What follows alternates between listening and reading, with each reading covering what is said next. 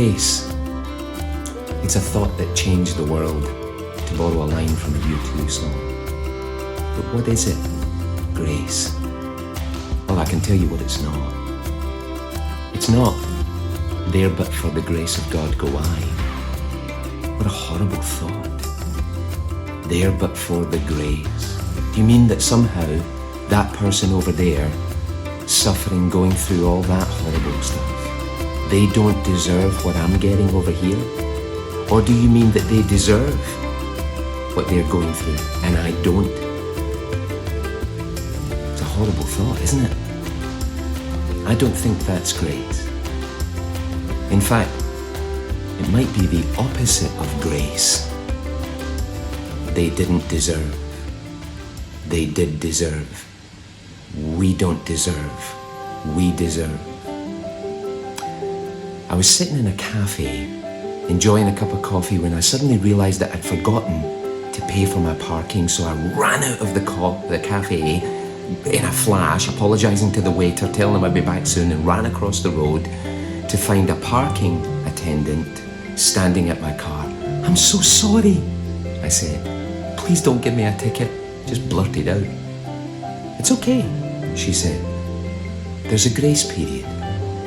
"There is?" "Yes." "How long?" 3 minutes. I looked at her, heart pounding. I couldn't lie. "I've been in that cafe for 15 minutes, I said. "It's okay," she said. "Are you going to pay now?" "Yes." "Then you're fine." I'm not sure that I deserve that, I thought. Grace, or at least gets us started on understanding something about grace. There was another time when I met another traffic warden, a very different kind of warden, who relentlessly chased me around the streets of London because I'd overstayed my welcome. Mercilessly, he tried to give me not one but several tickets. I'm not sure I deserve that, I said. No grace. Like all thoughts that change the world, ideas like grace are not easy to define. People have tried. Probably the most famous definition, the one that you and I would be familiar with in our Christian circles, is God's unmerited favor. Fair enough. It's also a prayer before we eat food. It's a girl's name. It's an elegant, graceful movement. It's letting somebody off the hook. It's a hymn to mercy. There are even lists when it comes to grace. Breaking grace down, analysing grace, trying to understand grace better. Different types of grace. Graces. In Eastern religious traditions, there's 5 graces. We know them as the senses. Sight, smell, hearing, taste, touch. These are graces. In Greek mythology, there's 3. 3 goddesses. The goddess of charm, the goddess of grace, and that meaning elegant movement, and the goddess of beauty, grace, charm, beauty. Christian writers and thinkers, they have also come up with a variety of different numbers to describe grace. John Wesley, he had 3. He had the grace before we were born, the grace when we were born again, the grace that keeps us. There's even talk of special grace, sacramental grace, actual grace, various states of grace. I'm not sure grace is so easily defined, and I'm not sure that grace can be reduced like that. easily understood.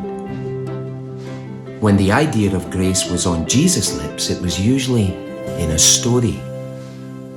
Stories like the Good Samaritan. Stories that also changed the world. What will I do to get eternal life, Jesus? Huh? How do I get to heaven? Okay, let me tell you a story. There was this Samaritan. Samaritan? Not those good-for-nothing heathens. Come on, Jesus, you can do better than that. What about a Jew? Jews are good. Grace.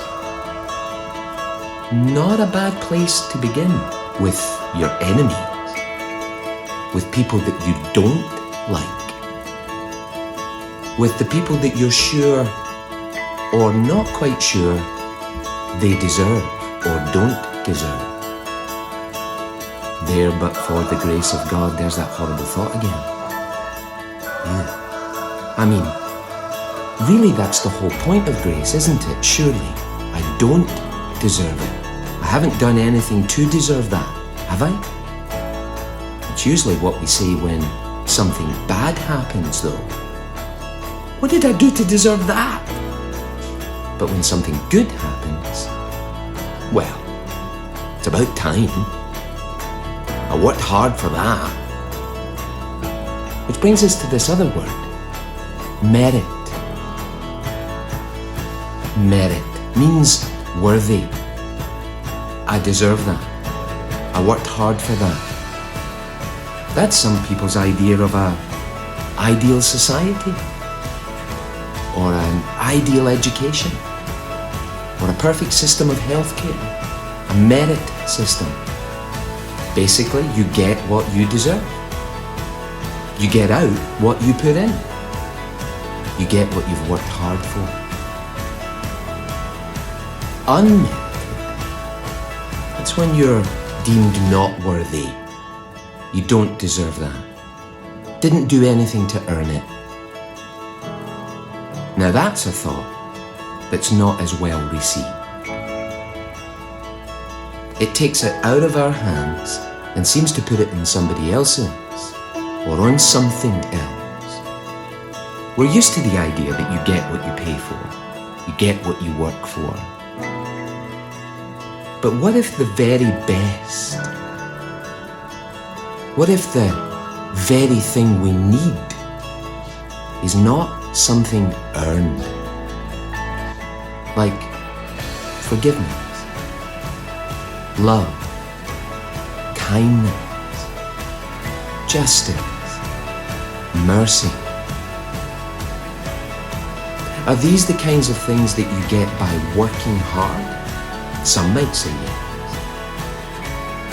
The idea that you could get that, merit that,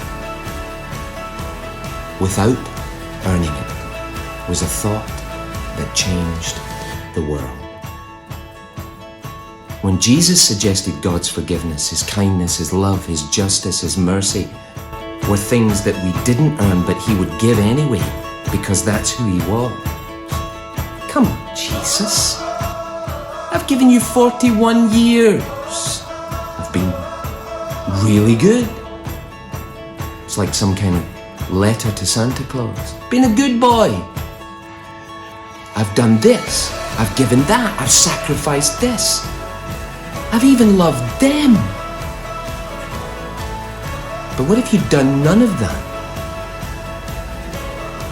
God says, I'll still love you, forgive you, be kind to you, make room for you. I don't deserve it? You don't deserve it.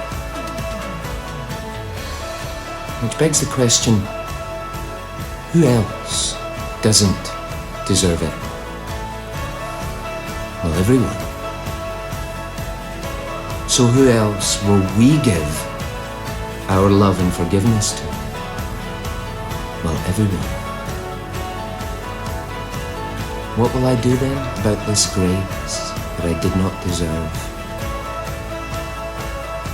Find someone else who doesn't deserve it, and do likewise.